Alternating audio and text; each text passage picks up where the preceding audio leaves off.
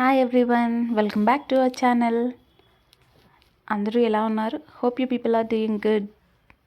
So ఈరోజు ఇక్కడ మనం చూపిస్తున్న రెసిపీ వచ్చేసి జుట్టుకోడి. ఫస్ట్ చికెన్ని నీట్గా వాష్ చేసేసుకొని దాంట్లోకి కారం, ఉప్పు మీకు టేస్ట్కి సరిపడా వేసుకోండి. దాంట్లోనే పసుపు అండ్ ఒక పేస్ట్ చేసేసింది మా మమ్మీ.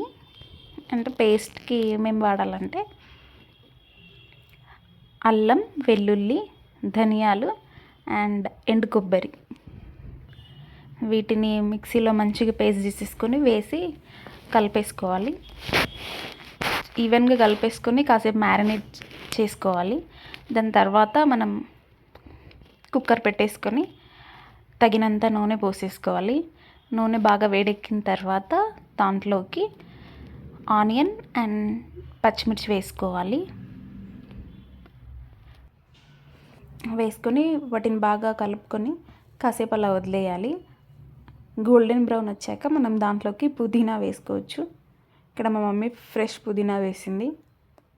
దాంట్లోకి కొద్దిగా పసుపు వేసుకొని మిక్స్ చేసుకోవాలి. మనం ముందుగా మ్యారినేట్ చేసిన చికెన్ని దాంట్లోకి వేసి బాగా కలిపేసుకోవాలి. అండ్ ఇక్కడ మా మమ్మీ మసాలాస్ ఏం యూజ్ చేయలేదన్నమాట. మీకు కావాలంటే మీరు వేసుకోవచ్చు, ముందే ఆయిల్లో వేసుకోవచ్చండి. ఇక్కడ మా తాతయ్య తింటారు కాబట్టి అమ్మ మసాలాస్ ఏం వేయలేదు. మనం బాగా మిక్స్ చేసుకోవాలి. ఒకసారి వేసాక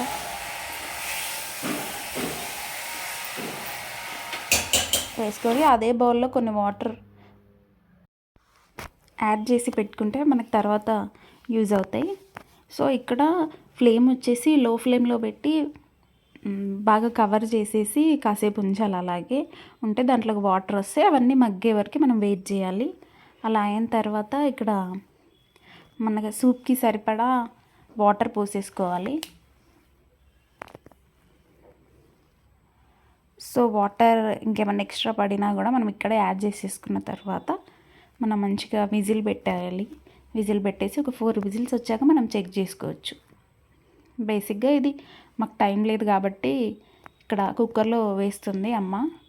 మీకు టైం ఉంటే నార్మల్ బౌల్స్లో కూడా మీరు చేసుకోవచ్చు, బాగుంటుంది స్లోగా కుక్ చేస్తే. ఇక్కడ విజిల్ సెట్ చేసేసి మనం స్టవ్ మీడియం ఫ్లేమ్లో పెట్టుకుంటే సరిపోతుంది.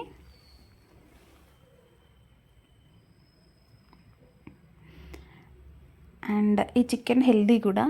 ఇక్కడ అమ్మ సైమల్టేనియస్లీ గారెలు కూడా చేస్తుంది పక్కనే. ఇలా విజిల్స్ వచ్చాక ఒక 4 విజిల్స్ వచ్చాక చెక్ చేసుకోవాలి ఉడికిందా లేదా అని. ఉడికితే మనకు సూప్ కొంచెం దగ్గరికి వచ్చేదాకా ఉంచేసుకొని ఇలా ఆయిల్ పైన తేలుతుందంటే కంప్లీట్ అయిందని అర్థం. Thank you all.